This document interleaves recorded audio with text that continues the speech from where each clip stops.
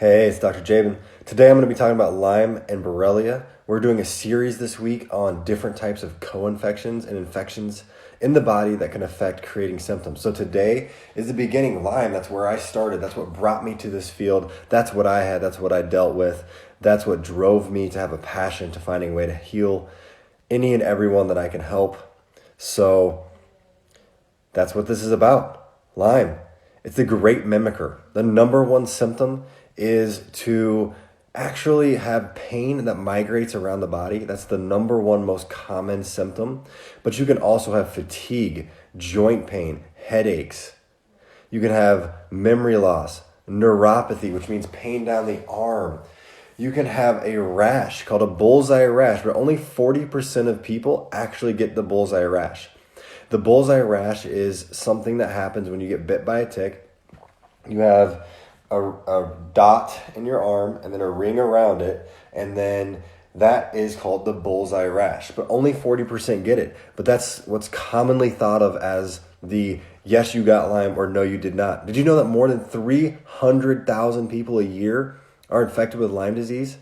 And that can be up to as many as 400,000 depending upon which study you're looking at. The CDC, even back in 2015, published some documents stating that they knew that more people had become tested positive than they actually were able to catch because their test is not the greatest. So what I'm going to be talking about is the different vectors now. So where do you actually get Lyme from? Well, the most common thought is a tick, but ticks are not the only place that you can get Lyme.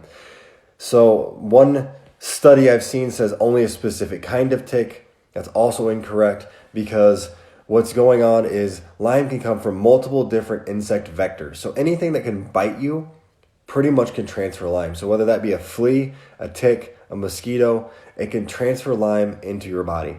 Also, if you were born from a mother who had Lyme, you may also have Lyme. There's the thought process out there that is possibly sexually transmitted, but there's not enough research to back that statement up completely. I've even talked to doctors who seem to think that going out deer hunting, killing the deer, not getting bit by a tick, but eating meat that isn't fully cooked, that allowed the bacteria to survive, could potentially give you Lyme. Or even eggs that are not fully cooked, and you got Lyme from the chicken egg, from the chicken, as a possibility. So where Lyme comes from, we know it's from those insect vectors. We know it's from birth, but we don't know about some of these other pieces in research as well, like food and then, of course, sex. So those are some of the places that it's possibly coming from. So Lyme is something that is spreading rampant. There are more cases every single year.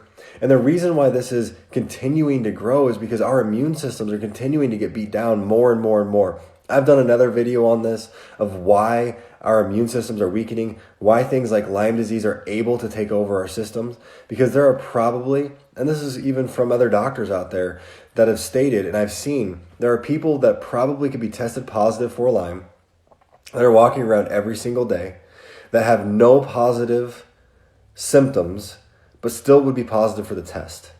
So why is that? That's because their bodies are beaten down, they're broken down, they're sick because of EMFs from toxins in the environment like pesticides, herbicides, insecticides, from all the different heavy metals in our water supply to plastics and everything else. So those are a lot of things that can break you down.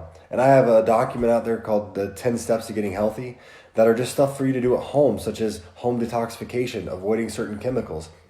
Those things will help you with Lyme, but if you're already infested, they're not enough all by themselves.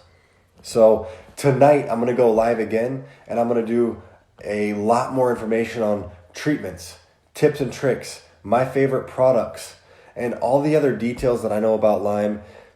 This first